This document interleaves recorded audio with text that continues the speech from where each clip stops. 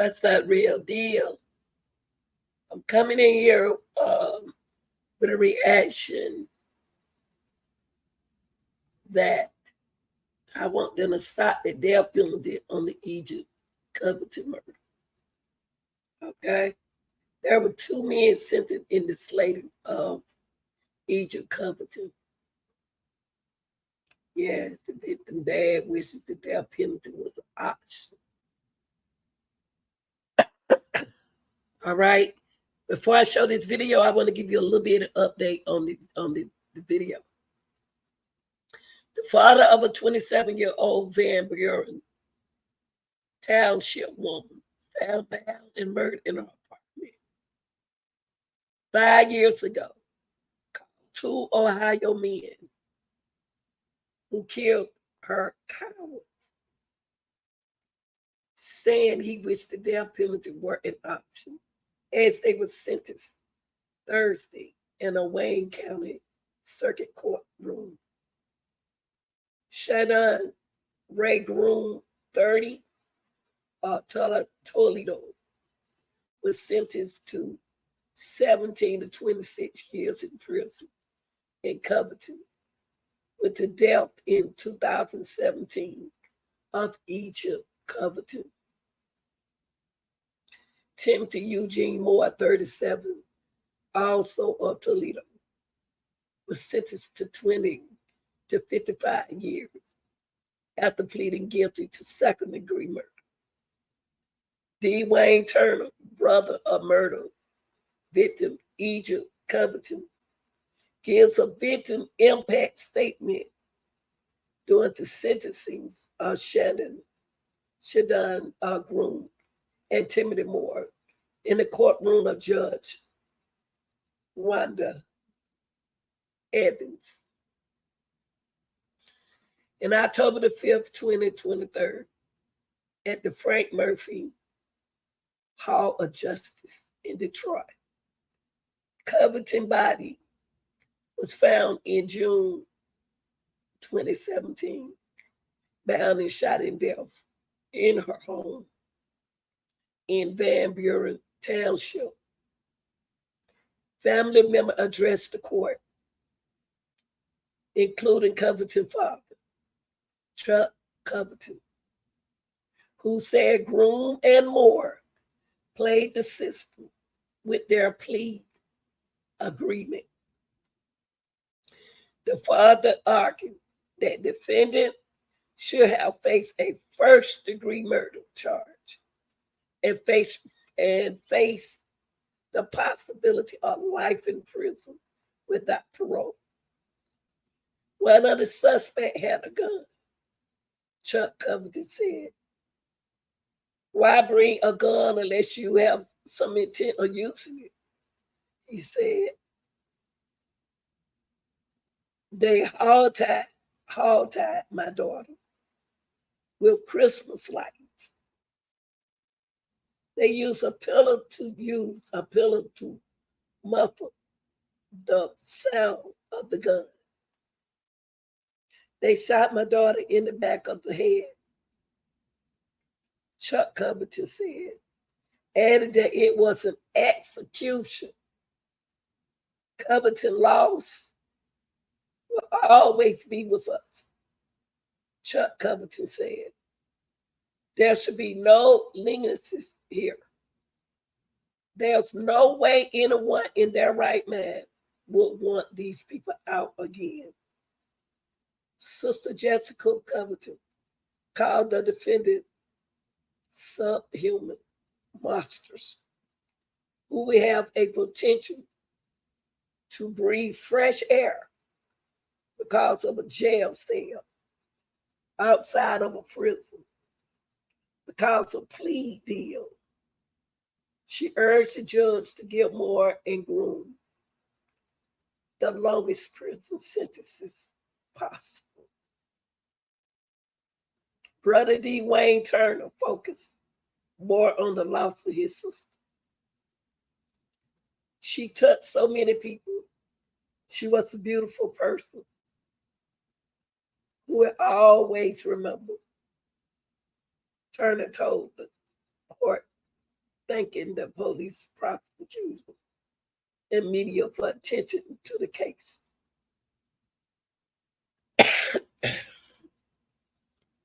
Wayne Circuit Court Judge Wanda Evans encouraged the Covington family members to remember the lessons she taught them. Evans said those lessons can be carried on by you all to all you encounter, to all family members, in spite of this horrible tragic situation. That's all I can say. She said, I could give you a long speech, but from the bottom of my heart, I wish you peace. So let's take a look at this video.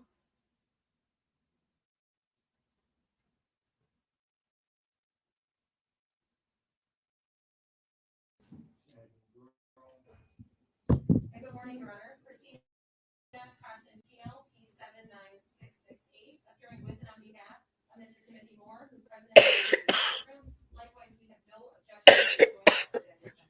Good morning. Good morning. Today is the day set for sentencing. Has everyone seen the pre-sentencing investigation report? Yes, Your Honor. Yes, Your Honor. Yes, Your Honor. All right. Any additions, deletions, or corrections?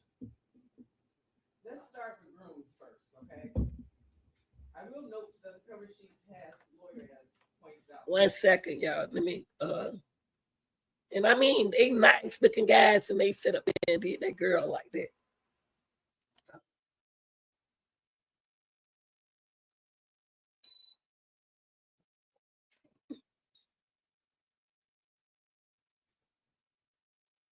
Okay. Had to turn the air conditioner on again.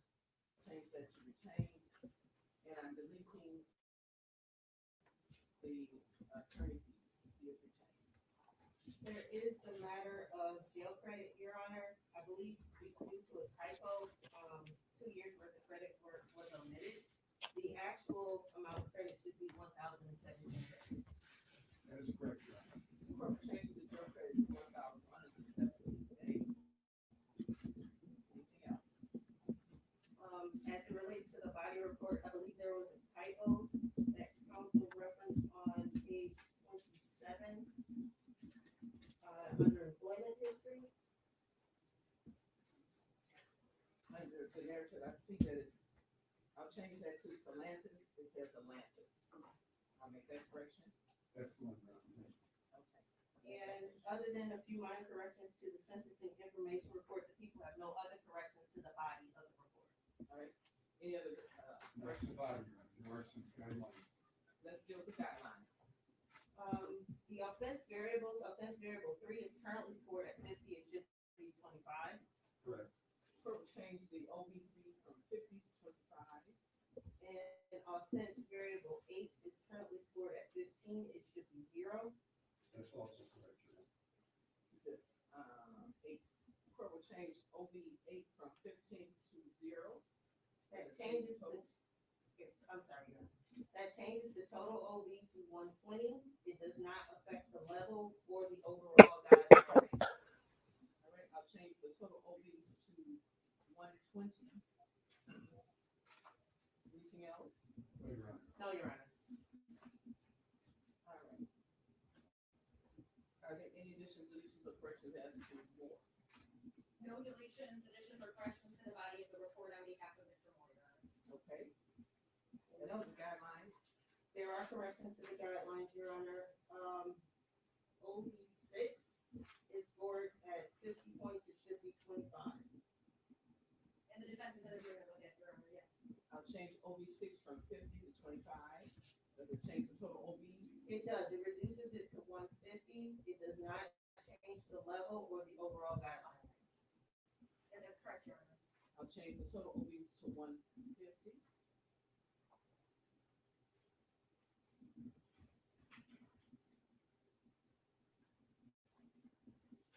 Okay, no other additions, deletions, or corrections? Correct. None on behalf of Mr. Moore, Judge. Thank you. Is there a victim or victim impact statement? And so what I'm doing is taking the victim, any victim Yes, Your Honor, there are several family members that would like to give impact statements to the court. All right, you guys, your victims, bring them to the first row, first seat, one at a time.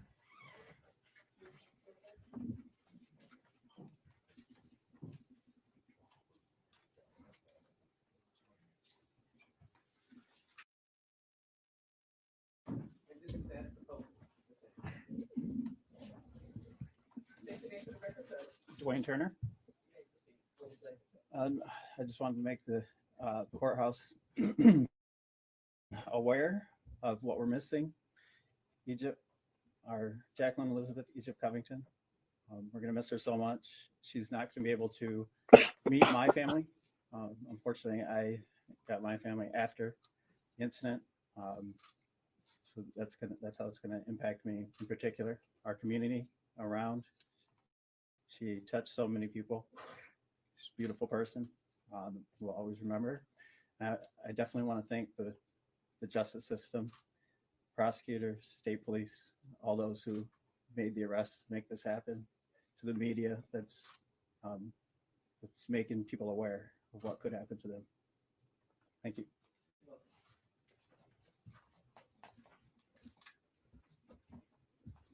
Anyone else?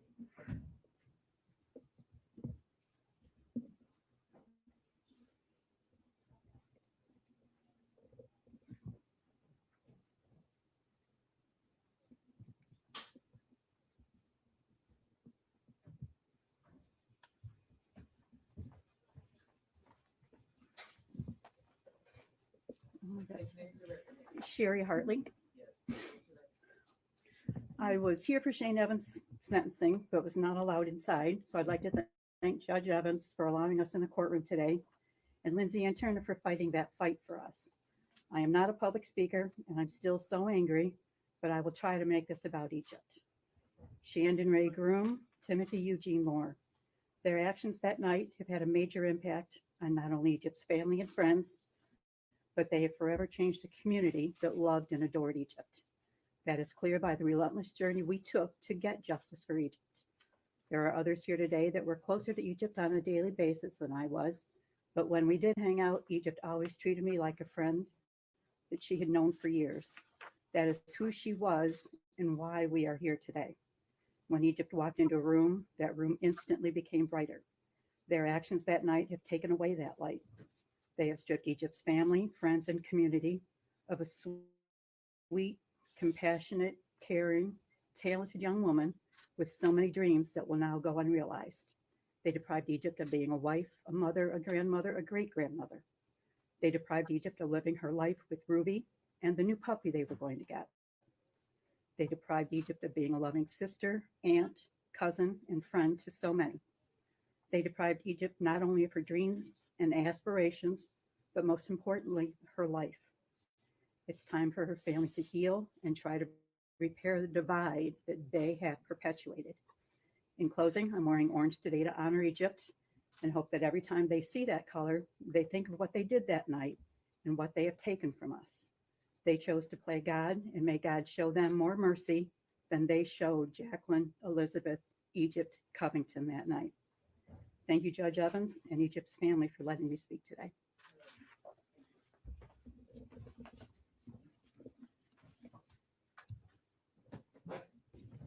Anyone else come forward?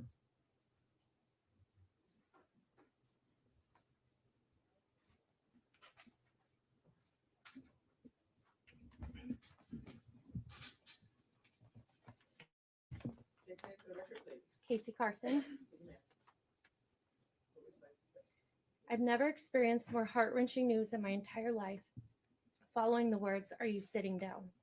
than I did the day I found out my cousin was taken from us. The egregious act to take Egypt's life has caused my mental health to suffer greatly, causing a sense of loneliness and isolation. Egypt was loved not only by my family, but by the entire Belleville community. The loss of my cousin has destroyed our entire family. Egypt was the glue to our family. She was always laughing and there to cheer someone up when they were having a bad day. The glue is now gone. There are no more pep talks to make you smile. There are no more car rides filled with singing. There are no more night talks about life and music. The loss of my cousin has been an irreparable loss to our entire family. I believe I can speak for everyone that loved Egypt when I say we've been forced to endure a wound in our hearts that will never heal. I will forever be affected by the trauma caused as a result of the decision to take her life. I hope that the court can take this statement into account when ensuring justice is served for my cousin. Thank you.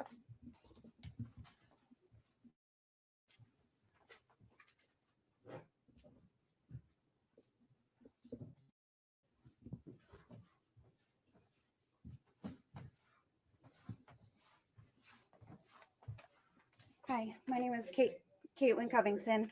I'm Egypt's sister. On July 23rd, 2017, yes, ma'am, sorry, was the day I experienced the most insufferable heartache imaginable. I have never imagined having to make a phone call to my dad to let him know our flesh and blood was taken away from us. The hole in my heart burrowed deeper the moment I had to watch my child attempt to understand that she would never be able to see her Aunt Egypt again. But my child isn't the only niece or nephew that had to suffer this loss. The nieces and nephews that Egypt was never granted the opportunity to meet has suffered by having that opportunity taken away from them. I will never hear her excitingly tell me that I need to hear a new song that she learned to sing. I'll never share another inside joke that only the two of us could giggle silently about. The joy of family vacations and watching sunrises together that has been deliberately ripped away from not only just me, but the entire family. I used to call Egypt anytime I had news to tell her, and she was always the first to know. I've had to fight the urge to still try and call her about job opportunities, huge milestones, and even to let her know she would have been an aunt again when I had my youngest daughter. The selfish decision to take my sister's life has caused the most unimaginable pain that will never cease. I will never fathom the ability to take an innocent life for something so small. And all that I have left of my sister are memories and a small pendant that I have hanging around my neck. I hope you can understand by all the statements that are made here today that the most lovable, genuine, nicest person in this entire world was taken away. Thank you.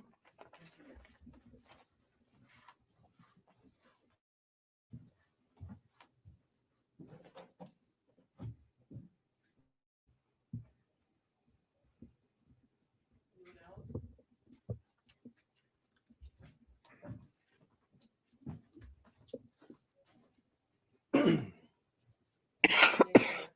Samuel Turner.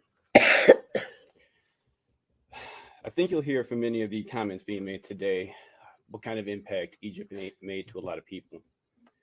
It's not easy for me to get up here and talk about this. I'm not a person who shares his feelings very often, to be honest, but I'm angry. I'm not angry for myself. I'm angry for my family. I'm angry for my children. I have 3 children, one of which knew her for 17 years before she was taken from us. They'll never have that opportunity to love her, to hang out with her, to learn from her, to be able to get that feeling that she brought to everyone that she knew. This was my baby sister. I'm the oldest. I was like a father figure to her. I helped her out through a lot of things. She brought light to me. She brought happiness. She made me feel that there was a meaning for what we do in this world as human beings. It's all gone. While I am grateful, justice will be served, and I'm very happy at law enforcement at finally catching them. This isn't a celebration. This will live with us forever. And his impact goes beyond just me. Thank you.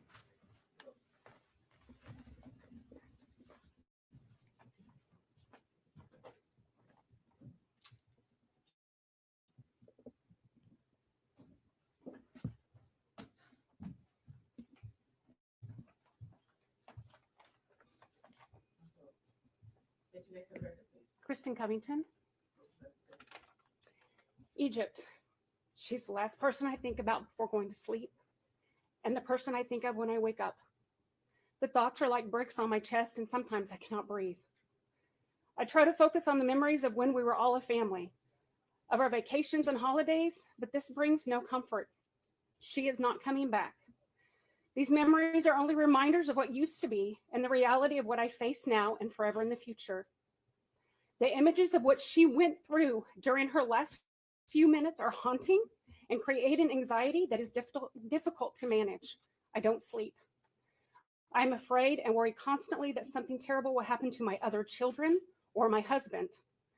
Because of outside influences and social media platforms that have monopolized on and benefited from this tragedy, my fear of something terrible again happening to our family has only increased the stress on our family.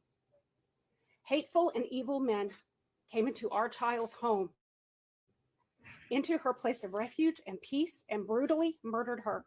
She was executed in her own home. An innocent woman was killed for sport. My family cannot be the same. We are scattered apart from each other, not only in location, but also in life.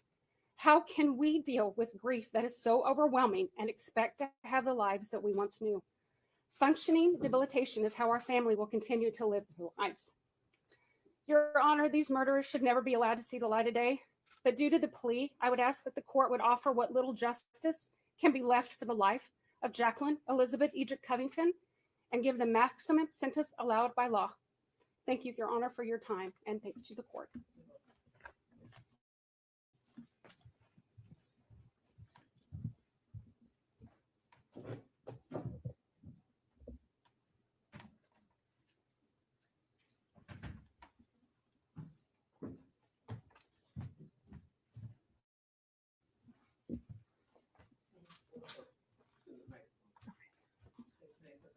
Good morning, Your Honor. My name is Jessica Covington.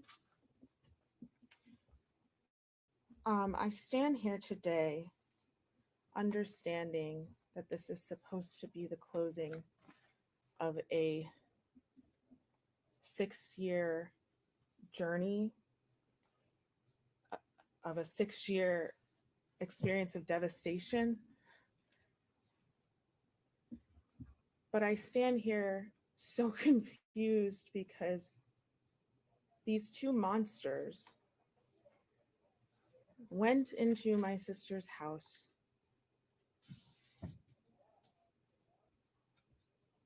for no, I don't want to say no reason, whatever stupid reason, and decided that her life would end that day. Whether they knew that there was somebody there when they walked in, or whether these decisions were made later, they made that decision for her. And then they made the decision to never come forward, particularly those, or the person that didn't pull the trigger, decided to never come forward. Yet her family, who has been devastated, changed, split apart. My brain doesn't even work the same way that it did before. Yet we still have to live in a world where there is a potential for these men to breathe fresh air outside of a jail cell, outside of a prison. And I know that there's a plea, and I know that there are limitations to what can be done because of that plea, but I just want to express that when we know that two individuals are so diabolical and evil, and subhuman, it does not make sense to me that there is a chance that they would walk amongst the rest of us free. Everybody has said how wonderful my sister was, how wonderful her memory is. So I don't feel like I need to explain that to you anymore. I just, for lack of, anything better to say, make it make sense. And I ask and I beg and I plead that you give them the longest possible sentence that you can. Because my sister didn't deserve this. None of us deserve this. No one deserves this. And because a couple men decided that they got to make that decision, and they took somebody's life who no doubt was pleading, telling them that she didn't have what they were looking for. The selfish decision was made to take her from all of us. And so please do what you can to the extent that you can.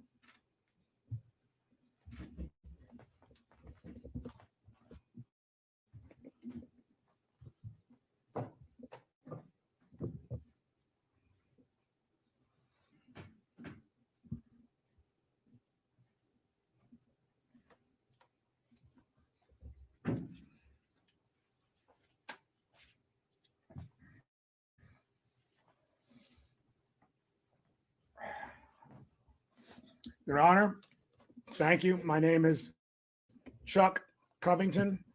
I'm the father of Egypt Jacqueline Elizabeth Covington.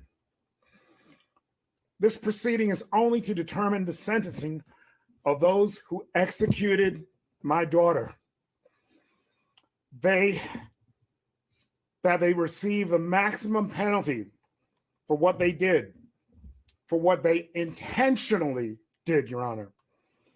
The story that's been told is they wanted a quick marijuana score. No one would be home. They went to the wrong door. Oops, is what the text message said. My daughter's life was reduced to an oops. The defendants were originally charged with first-degree murder. They've pled to second-degree murder now because they know, and our family knows, that without any doubt, these defendants would have been charged with first-degree premeditated murder. As I understand it in Michigan, premeditation does not require a fully planned out murder, as sometimes is depicted on TV. Premeditation can happen within minutes. And there's no doubt premeditation and first-degree murder appeared here. These men illegally entered my daughter's home. One of them armed with a gun. Why bring a gun to make a quick marijuana score? Why bring a gun unless you have some intent of using it? They entered her home illegally using a gun. They hog-tied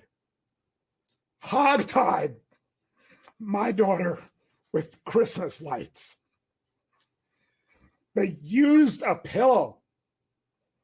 They used a pillow to muffle the sound of the gun. They shot my daughter in the back of the head. Hog-tied her, used a pillow to muffle the sound, and shot her in the back of the head for some weed. They executed her. They left her bleeding on the floor to die. They ended her young life. There is no doubt that they planned to kill my daughter. And there's also no doubt they would have been convicted of first-degree murder. Had they been convicted, they would have rotted in jail for the rest of their lives and no chance for parole. In some other states, they would have received the death penalty and would be put to death. That won't happen here because the defendants played the system. That's what they do. That's what they know how to do. They chose to plead a second-degree murder instead of face trial. They're cowards. My daughter had no choice.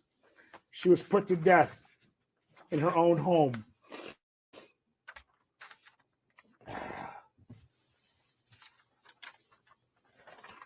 Losing Egypt is always with us, as you can tell from everything you've heard. Nobody close to Egypt can even truly feel the expression that life is good, because it isn't. Her loss is always with us. It's our recent past, and it's always going to be our future to be. Her loss will always be with us. Her friends, her family, parents, and nieces, nephews, grandchildren that will never get a chance to meet her. To the family of the defendants, I believe no parent raises their child to be a murderer. I have no reason to believe that they are any different. I want to be clear, the words I speak today are meant for the murderers and not their family. They, the murderers as individuals, are responsible for what they did and must be held accountable. They know what they did. They know they had a choice. And the choice they made was to kill my daughter execution style. Then leave, run, hide, and remain silent for years and years. There should be no leniency here. There's no way anyone in their right mind would ever want these people out on the streets in society again. You wouldn't want them sitting next to you. You wouldn't want them sitting next to your children. You wouldn't want them sitting next to your family, because their minds are gone. They're not going to get rehabilitated in prison. How many times has that happened? They know how to play the system. They're corrupt. They are murderers. They deserve the death penalty. I know that the law here. That isn't going to happen. At the very least, they deserve to suffer the consequences of jail and the prison system for as long as possible. As long as possible, Your Honor, please. And thank you, Your Honor, for the time. Anyone else? No, Your Honor, that was the last one. That was just the family. Is there anything that the defense counsel would like to say? Let's deal with Bruce first. Anything that you'd like to say? So please sit back. Sit back. I'm talking to you. Just sit back. Sit back.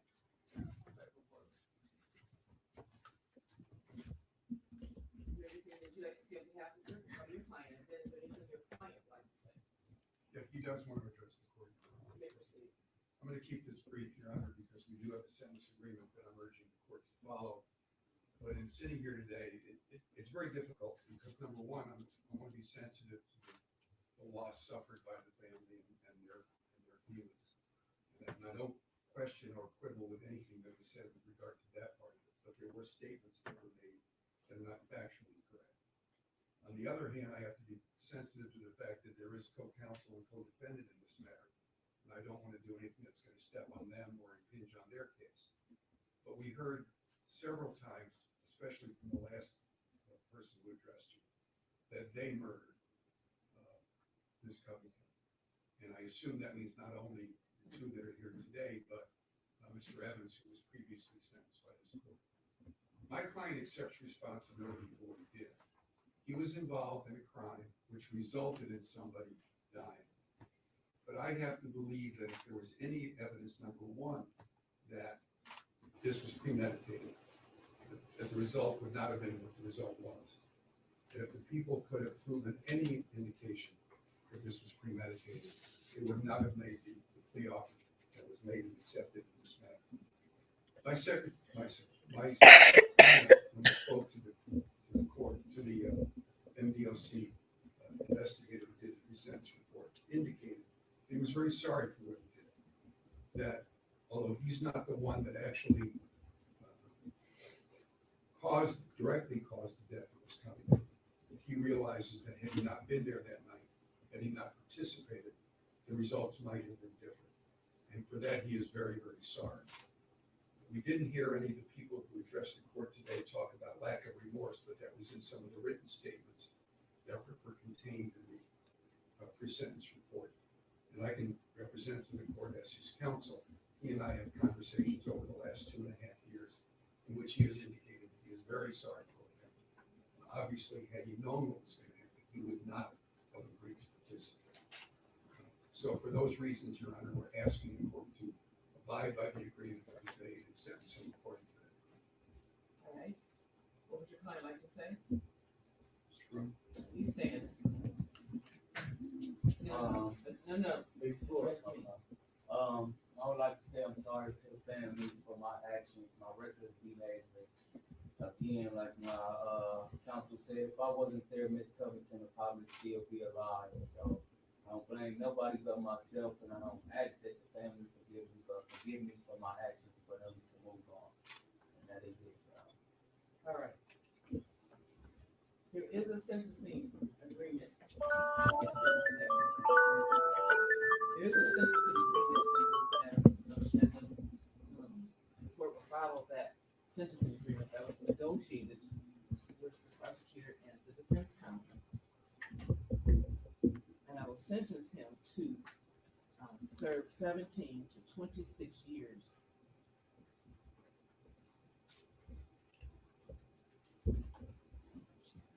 The Michigan Department of Corrections.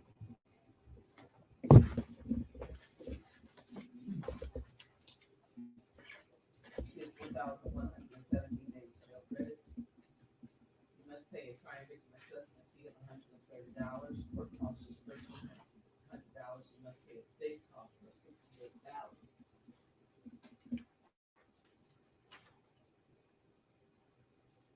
Any restitution is joint and several. If there's a motion for restitution filed and granted.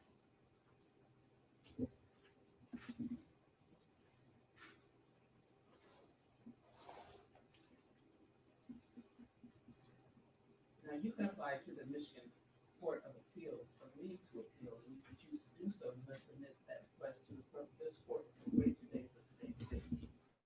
Please acknowledge receipt of the appellate rights.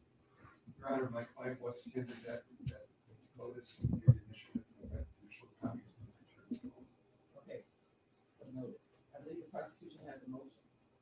Your Honor, the people would move to dismiss the remaining counts contained in the information as to Mr. Rhodes. I'm sorry. The court will dismiss counts 2, 3, 4, 5, and 6. Thank you. I'm sorry. That's all. Yes. All right. As to Timothy Moore, Counselor, is there anything that you would like to say on behalf of your client? And then is there anything that Mr. Moore would like to say? Yes.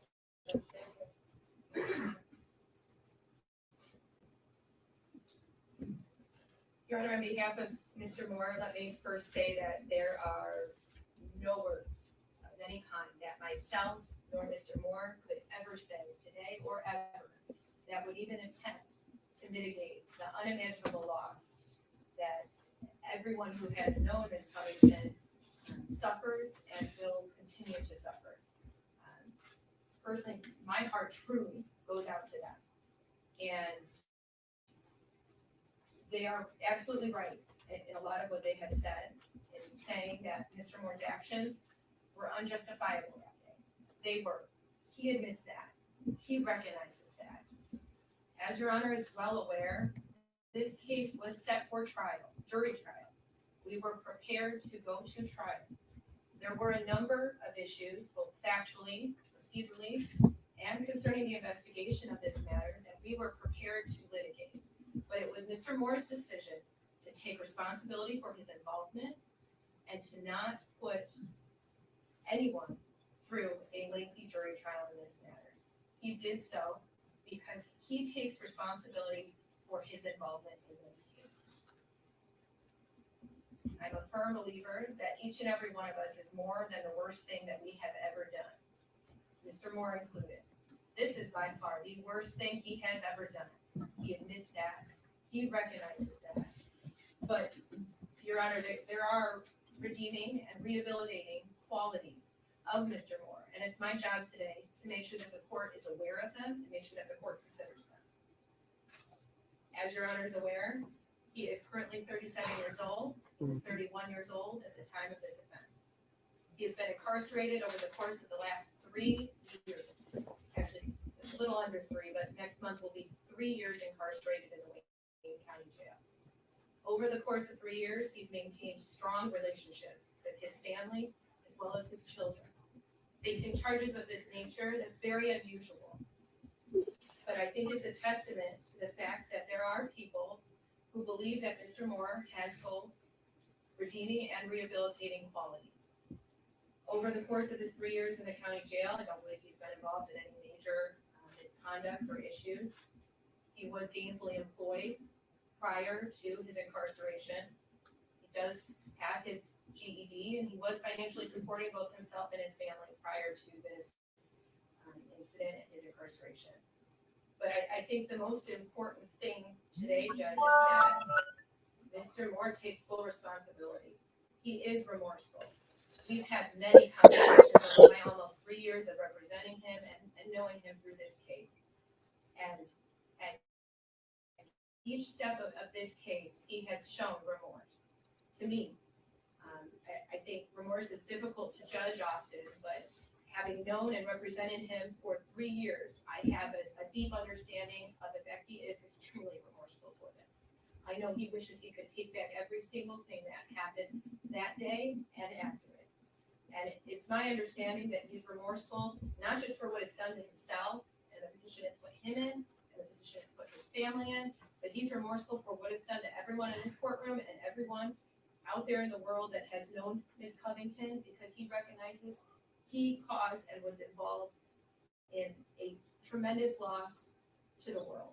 And for that, he's deeply regrettable, sorry, remorseful, and he takes full responsibility. My client would also like to address the point. All right, please stand.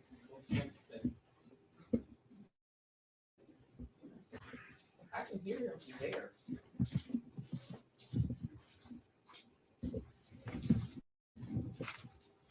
I'd like to say, I apologize. I'm sorry, there's nothing I can honestly say to fix the matter. It's been a proceeding, and the sad part is the family still don't get the answer to what happened. They got multiple stories. Shannon gave multiple stories. Shannon gave multiple stories. Prosecution just used what works for them. So at the end of the day, they don't get the closure that they honestly want. And I'm sorry for that. I'm sorry for how it occurred, what happened. Like, I can't take that back. There's nothing that I honestly can fix about it. You know, there's more to it. You know what I'm saying? There's way more to the case than it is being explained. And hopefully one day they get their answers. But I feel like I was pushed into a plea for something I shouldn't have took a plea to. And everybody feels like I'm a bad guy. There's nothing. I'm a more genuine person who would be where I take care of myself. So. Your Honor, if I can have a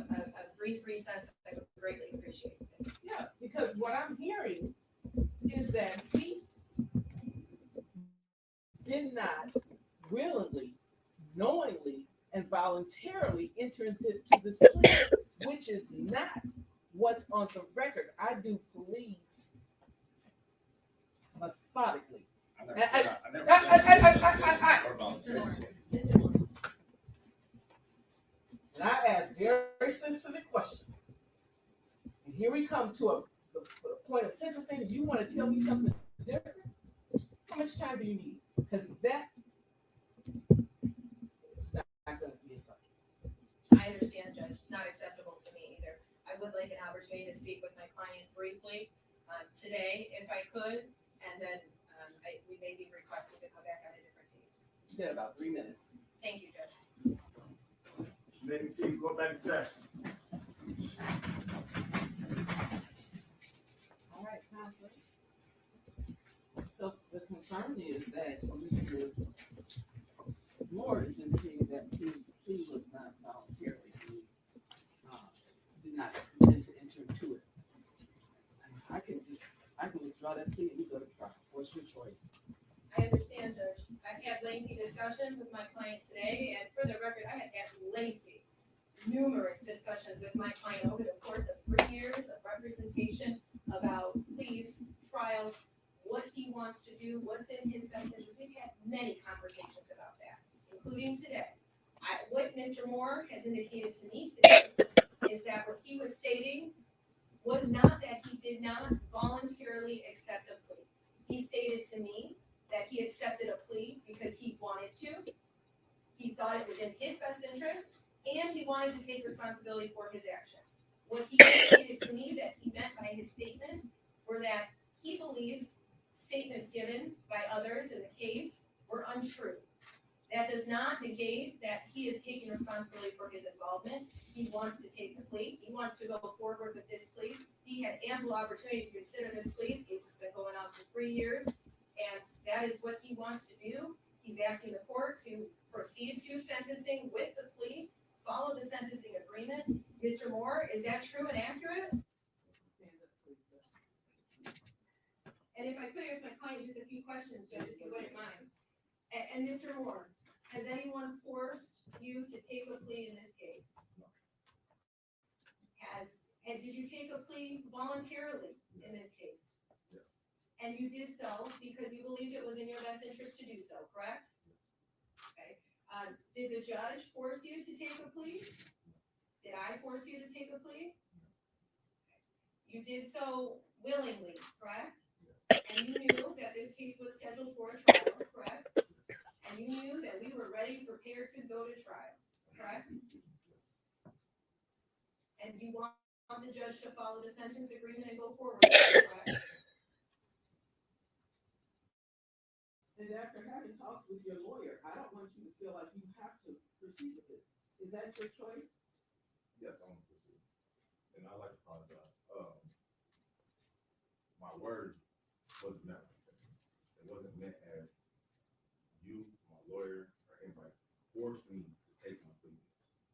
It was more so towards my co-defendants of giving untrue statements. It put me in the corner to have to take a plea deal or lose that trial. Well, see, a plea means that you accept responsibility Yes. for your actions. Is that what you're doing? Yes, I'm taking responsibility in my actions. It's just some of the statements were untrue about me, which I didn't. I'm not saying there was no involvement of mine in there. It's just untrue about me. Judge, if I could address that to the court. I think what Mr. Moore is stating today and trying to say, and what he's told me is that he admits his involvement in this case. He admits he was involved. He admits, unfortunately, Ms. Covington died due to his involvement. But what he disputes is the specifics of what happened and what role each individual had.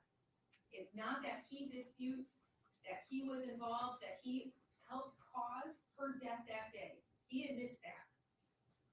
He does dispute. You might need to shut his mouth. Defendants have stated previously, but he does not dispute his involvement specific in this case. All right. Anything further? Nothing further from the defense, Judge. We shall proceed with this. Anything else from the people? Just very briefly, Your Honor. I want to make it clear that the decision to plead guilty was voluntary by Mr. Moore. And my office extended that offer knowing that it was not 100% what the family wanted, but it was my belief that it was a good resolution of this case without putting further harm and stress on the family. And as angry as I am right now, I still think that is a good resolution, and I would still ask this court to accept the plea agreement. Anything else? No. The court is going to proceed with sentencing based on Mr. Moore's statement that he acknowledges his involvement in this matter and he's responsible. That his qualms are with statements from his co-defendants.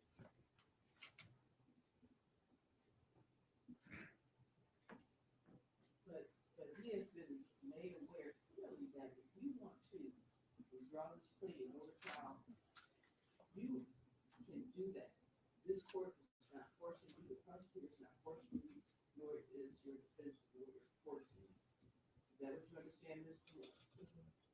What's wrong? And Judge, if I might say something to that effect, Mr. Moore and I did discuss that if he wanted to withdraw his plea, we could certainly go that route. Happy to do so, happy to proceed to trial. Mr. Moore and I have had countless meetings, discussions about this plea. He has assured me up and down that this is the route he has wanted to go. He understands both today and previous that he could withdraw his plea if he wanted to. He does not want to do so. Is that true, Mr. Moore? All right, so I don't want to hear later that, back in the back, someone made some promises to you or threatened you that made you enter into this plea. Say it right now, this is your opportunity.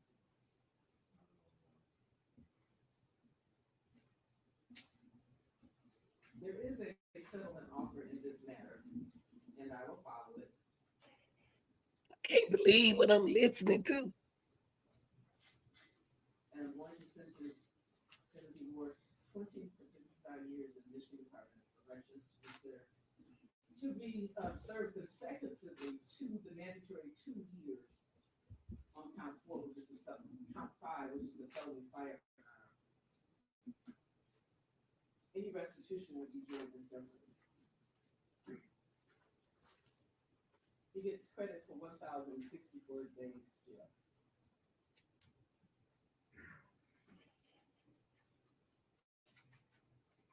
And I'm going to change, in the body, it says credit for 334 days, it's 1,064 days.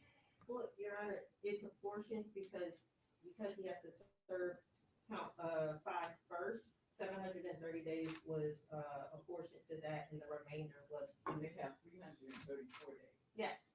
The 730 is for the felony firearm, which is that second count.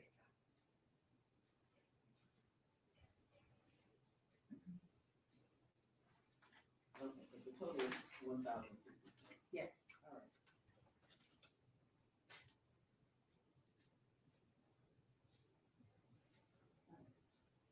You must pay a crime victim assessment fee of $130. You must pay court costs of $1,300, and the state cost is $136.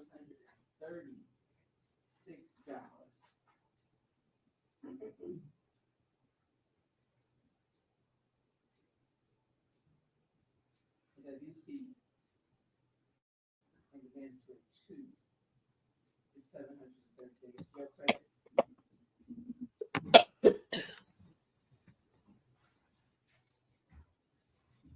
The prosecution has a motion. Your Honor, at this time, the people will move to dismiss the remaining counts in the felony information counts 1, 3, 4, 6, and withdraw the notice to enhance sentence. Counts 1, 3, 4, and 6 are dismissed. The habitual second offender notice is withdrawn. You may have a seat, sir. So, to the family, there is absolutely nothing that I can say to make you feel better. But I will say that this court only can hope that you can find some type of peace. We beyond anything that you can imagine right now in your life. I believe it was a brother that talked, and I think he made a very good point, and that I hope that the lessons that Egypt Covington taught you all can be carried on by you all, to all that you encounter, to all family members, in spite of this horrible, horrific, and tragic situation. And that's all I can say, because I can give you a long speech, but from the bottom of my heart, I wish you peace. That concludes this. Now, you can apply to the Michigan Court of Appeals for leave to appeal, and if you choose to do so, you must submit that request for this court within 2 days of today's date. Please have an initial and date. Has he done that? Your Honor, my client has initialed and date the receipt of notice of appellate rights. We have discussed this, his right to appeal, and I am providing him with the form to do so. He has. He has, yes, he has signed acknowledging receipt, and I'm providing him with the form to do so. That concludes this hearing. Thank you, Your Honor. Wow. Woo-wee. That's all with. I don't understand that, y'all. In this case right here, it seemed like the victim was the criminal. Y'all tell me what y'all think. Like, share, and subscribe. I'm out.